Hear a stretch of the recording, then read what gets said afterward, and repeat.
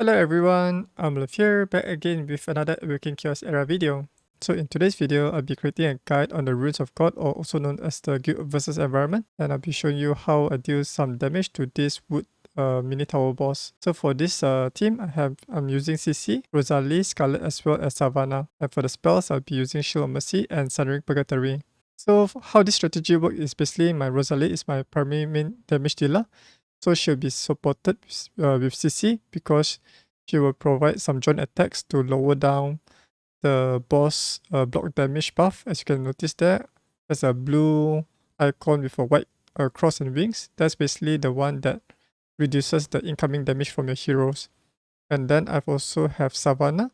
Basically, she has a unique trait where whenever she dies or defeated by the enemy, her spirit will go to someone else and will allocate all of her total attack stats to that random airline. And then finally, I have Scarlett here with her wolf. So basically, she's there to provide some joint attacks to quickly dwindle down the boss the boss block damage buff, as you notice there. I think the boss have already stacked up around about 14 or 15 block buff. It's not block buff, it's damage reducing buff. So each time your hero deals some damage, it will reduce the count of the damage reduction buff, and slowly your heroes will do more and more damage as the reducing damage buff keeps on decreasing to 0. Currently, there's some kind of bug with this wood tower boss where he will not return to his normal mode, and he will keep on striking your heroes with AoE True Damage. So this AoE True Damage is the one that preventing many players in the game to clear this wood tower boss quickly, because the boss will like wipe out your entire heroes if you do not have any like very strong ability to reduce that true damage dealt by the boss here. Hopefully the Ace developers will fix this bug on the either maybe within this Guild versus Environment rotation, or probably in the next Guild versus Environment. So as you notice here, basically I'm using CC to heal up Scarlett to allow her to survive a bit more longer, and also have her attached to Rosalie, because Rosalie will be able to perform multiple attacks, and each attack dealt by Rosalie, CC will join attack as well. And apart from that, CC also helps to heal Rosalie each time she gets hit. So as you notice there, CC healed Rosalie based on her total attack stats. And then for the spells, right, currently my Scarlett has the highest focus stats here, so basically I will use her to apply the Sundering Purgatory. And yeah, I think I did a wrong mistake here. I should not use the Shield of Mercy there, because uh the Scarlet Wolf, right, were able to protect her from fatal hit. So I should use the wolf to take the damage instead. And yeah, so you need to pay attention on when to apply the Shield of Mercy to allow the Scarlet to live longer, so that she'll be able to generate a lot of attacks on the enemy. Because I'm currently using the talent, the Thunder Punishment. So the more attacks they do, and once it reaches like 12 attack count, right, then it will provide a bonus turn to your heroes. So the bonus turn really helps to increase your damage output for that particular battle.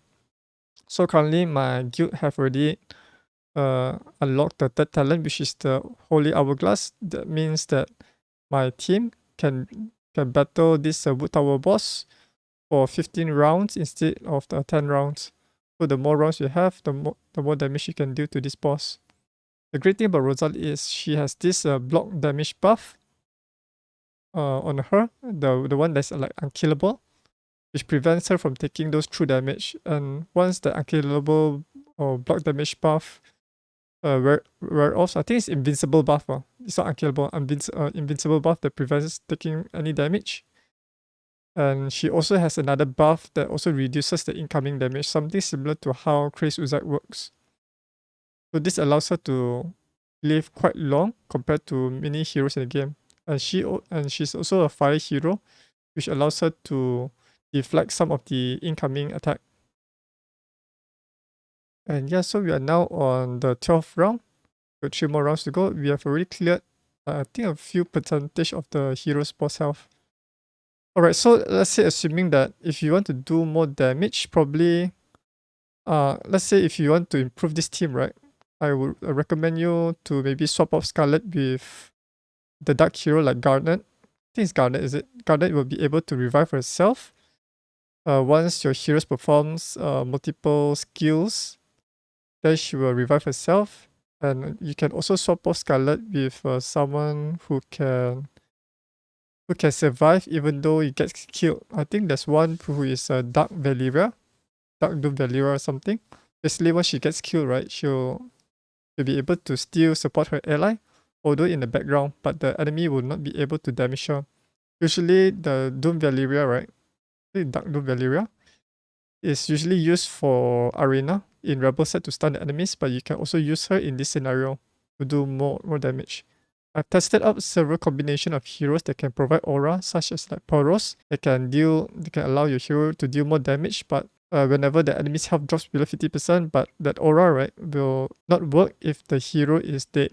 One of the hero is Halia, who is able to provide a unique buff, which is Ocean Lights, that allows her allies to deal damage that scales based on the speed difference between the caster and the target. So the more speed they have, the more damage they can deal. However, this Ocean Light have some sort of like a buff duration, which does not last throughout the battle. Alright, so the battle has ended, so let's check out the battle result. So my team dealt around about 3.6 million damage on this wood tower boss. Alright, so let's check out my guild members team formation, see how they do well. So currently I'm in the first place at 3.6 million damage, followed by some of my guild members here. Alright, without further ado, let me show you how I build each of these heroes so you can have a reference point on how you can replicate this on your account. Alright, so this is the first hero on my team, who is Rosalie. She's my primary main damage dealer. So here are her overall stats. The stats to prioritize on her will be the attack, critical rate, critical damage, and speed. You do not need to focus on any other stats here. For her gears, I'm currently equipping her with an assassin set and raider set for additional speed and more damage to single target enemy.